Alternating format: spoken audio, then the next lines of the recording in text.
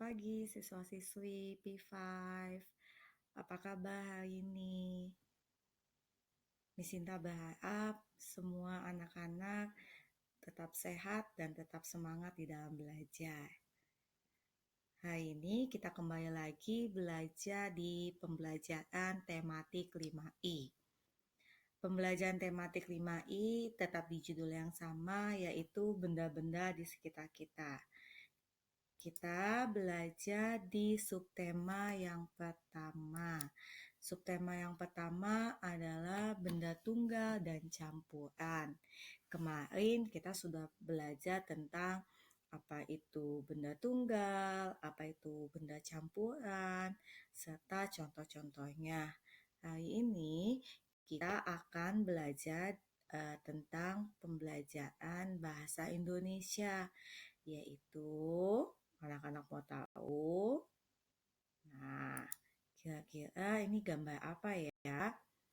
Ini adalah contoh gambar iklan. Nah, biasanya iklan-iklan ini sering kita jumpai di tempat-tempat umum, di jalanan. Kita juga jumpai di supermarket dan di tempat-tempat yang sering dikunjungi oleh masyarakat. Hari ini kita akan belajar tentang iklan. Nah, iklan ini sudah pernah kita pelajari di pembelajaran tematik yang sebelumnya. Hari ini Miss Sinta akan hanya mengulang kembali tentang iklan yang sudah pernah kita pelajari sebelumnya. Iklan. Nah, iklan adalah pesan atau informasi tentang suatu barang atau jasa yang dibuat untuk menarik perhatian serta membujuk masyarakat yang melihat agar tertarik pada barang atau jasa yang ditawarkan.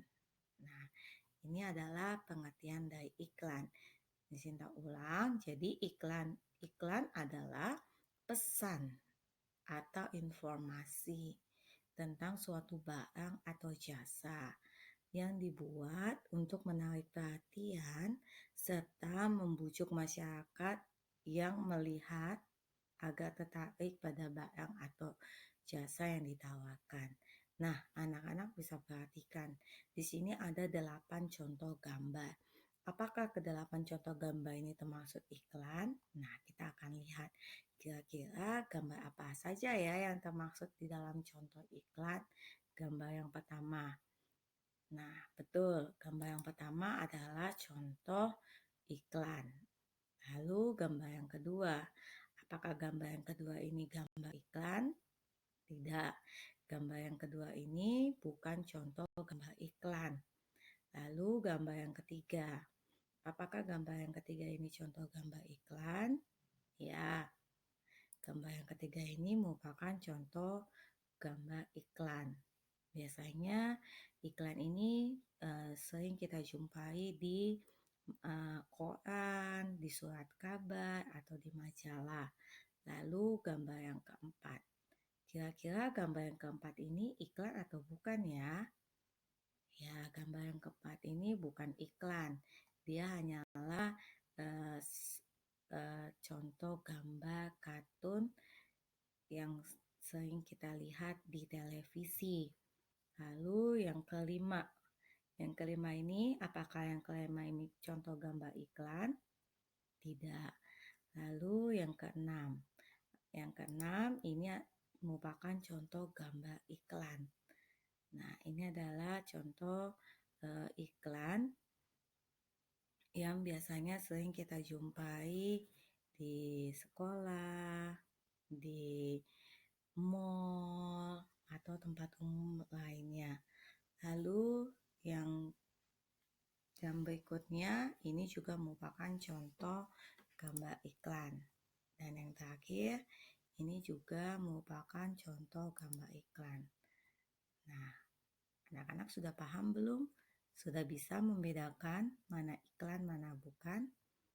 Ya, Miss Sinta berharap teman-teman bisa paham dan bisa membedakan mana yang termaksud iklan dan mana yang tidak termaksud iklan. Nah, selain itu, iklan juga dibedakan menjadi dua, yaitu iklan media cetak dan iklan media elektronik. Biasanya kita menemukan iklan media cetak itu di surat kabar, majalah, di brosur, di koran. Nah, sedangkan kita bisa menemukan media elektronik itu biasanya di televisi, radio, dan internet. Nah, iklan itu juga dapat dibuat oleh perorangan atau perusahaan. Nah, di dalam pembuatan sebuah iklan, kita juga harus memastikan bahasa yang digunakan. Bahasa yang digunakan pada iklan itu harus sederhana dan mudah dipahami oleh si pembaca. Nah, terkadang bahasa iklan yang digunakan itu disisipi oleh kata-kata bahasa asing. Nah, kita mau lihat nih contoh iklannya. Nah, ini adalah contoh iklan. Nah, pasti teman-teman pernah melihat atau mendengar iklan ini di radio, di televisi, di internet, atau di majalah. Nah, ini adalah salah satu contoh iklan. Kita akan bahas sama-sama kira-kira apa saja yang ada di dalam iklan ini. Nah, produk apa yang terdapat pada iklan tersebut? Nah, di dalam gambar ini kira-kira iklan ini termasuk di dalam produk apa? Nah, ternyata iklan ini merupakan produk susu. Nah, lalu apa nama produk yang terdapat pada iklan tersebut? Nah, anak-anak bisa lihat kira-kira apa sih nama produknya? Nama produknya adalah Hilo. Nah, lalu keunggulan-keunggulan apa saja yang terdapat pada iklan tersebut? Nah, kira-kira dari iklan ini apakah disajikan keunggulannya? Nah, ini adalah keunggulannya.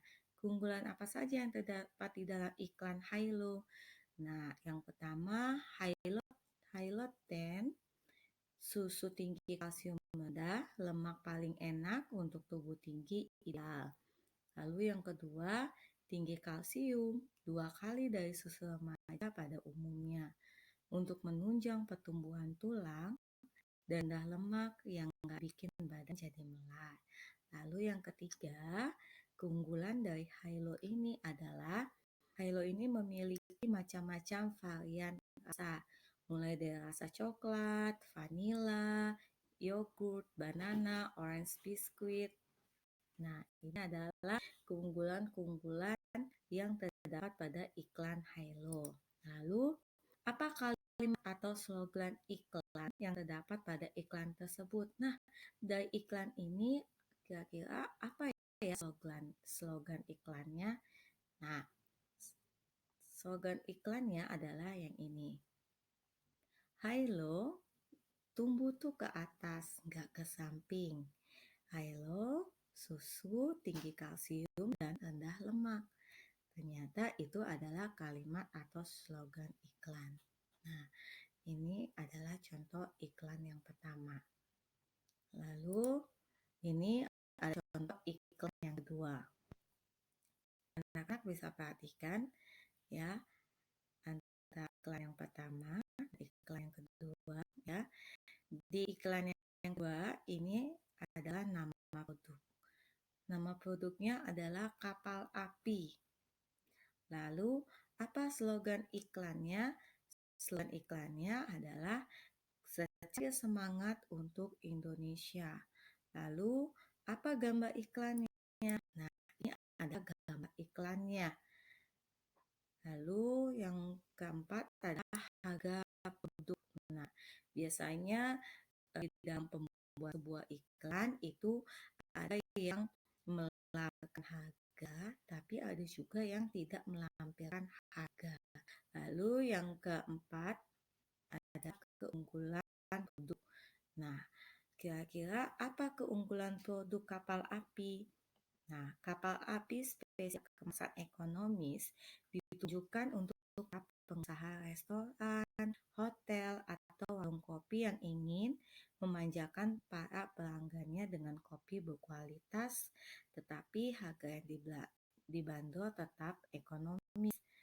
Nah, keunggulan dari si kopi kapal api ini, dia harganya ekonomis, dan aroma rasa kopi kapal api spesial ini tidak kalah dengan kopi-kopi yang ada di luar negeri yang harganya jauh lebih mahal. Nah, kita bisa menemukan kapal api ini di toko-toko terdekat.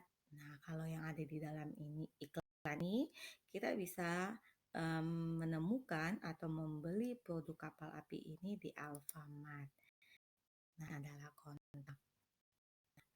Jadi, ini adalah contoh iklan, ialah bagian-bagian dalam ikan. Nah, sekarang Sinta ulang ya sekali lagi. Unsur-unsur iklan itu yang pertama adalah nama produk atau jasa. Lalu yang kedua gambar produk. Yang ketiga kalimat atau slogan iklan. Yang keempat keunggulan produk atau jasa. Yang kelima harga produk atau jasa. Yang keenam kontak yang dapat dihubungi. Nah, kita akan bahas satu persatu. Yang pertama adalah nama produk. Nah, nama produk atau jasa. Dalam sebuah iklan, nama produk dapat mempermudah masyarakat yang ingin membeli atau menggunakan produk atau jasa yang ditawarkan dalam iklan. Jadi dalam sebuah iklan itu harus ada nama produknya. Misalnya produknya susu, nama produknya Hilo, atau produknya kopi, nama produknya kapal api, dan yang lain-lainnya. Lalu yang kedua adalah gambar produk. Nah, gambar produk ini menjadi unsur penting di dalam sebuah iklan. Gambar produk digunakan untuk dapat lebih menarik perhatian masyarakat agar mau menggunakan produk atau jasa yang ditawarkan dalam iklan. Yang ketiga adalah kalimat atau slogan iklan. Nah, sebuah iklan biasanya menggunakan kalimat-kalimat yang singkat, unik, serta kreatif, namun tetap menggambarkan produk atau jasa yang ditawarkan. Jadi, kalimat atau slogan iklan itu sesuai dengan gambar produk dan nama produknya. Mengapa? Tujuannya adalah agar si pembaca atau masyarakat itu mudah memahami dan mengingat akan iklan tersebut. Nah, lalu yang berikutnya adalah keunggulan produk atau jasa. Apa tujuan dibuatnya keunggulan produk atau jasa? Tujuannya disajikannya keunggulan produk adalah untuk lebih meyakinkan masyarakat agar mau menggunakan atau membeli produk atau jasa ditawarkan dalam iklan. Lalu yang berikutnya adalah produk atau jasa. Nah, beberapa pembuat iklan biasanya itu mencantumkan harga dari produk atau jasa yang mereka tawarkan. Tujuannya apa? Agar dapat lebih menarik perhatian masyarakat. Jadi itu merupakan menjadi pertimbangan bagi masyarakat untuk membeli atau menggunakan produk tersebut. Lalu yang terakhir adalah kontak dapat dihubungi. Nah, kontak ini juga menjadi unsur yang cukup penting di dalam sebuah iklan. Kontak ini berfungsi untuk memberitahu kepada peminat iklan cara untuk mendapatkan atau menggunakan produk atau jasa yang ditawarkan dalam iklan. Nah, itu adalah tentang iklan. Kita berharap anak-anak bisa paham tentang materi yang Miss Sinta sampaikan hari ini. Besok kita kembali di live streaming, kita akan bahas kembali tentang apa saja sih contoh-contoh iklan dan apa saja pengertian-pengertian contoh-contoh iklan itu. Kita juga akan belajar tentang tangga nada. Nah, sampai di sini dulu perjumpaan kita. Tetap semangat di dalam belajar, tetap menjaga kesehatan tubuh, dan jangan lupa selalu bersukacita di dalam menjalankan aktivitas setiap hari. Terima kasih. Bye.